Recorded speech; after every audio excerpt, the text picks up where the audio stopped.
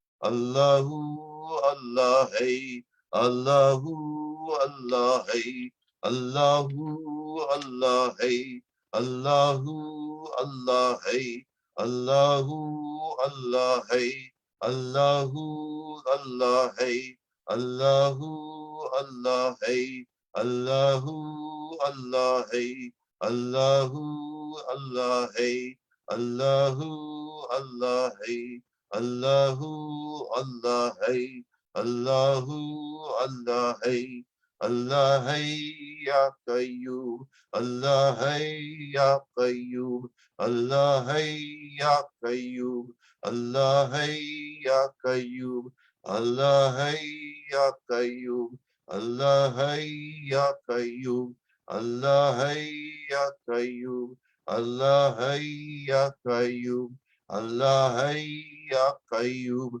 Allah hay ya Qayyum, Allah hay ya Qayyum, Allah hay ya Qayyum. Hasbunallahu wa ni'mal wakeel, la quwwata illa billahil aliyyil azim.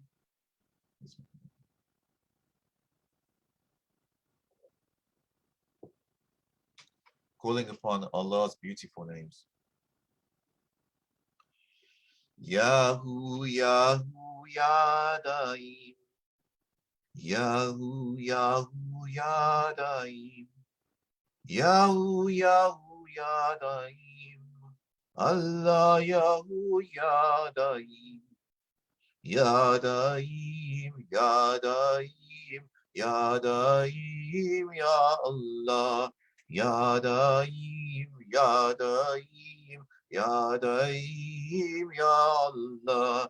Ya Halim, Ya Halim, Ya Halim, Ya Allah. Ya Halim, Ya Halim, Ya Halim, Ya Allah.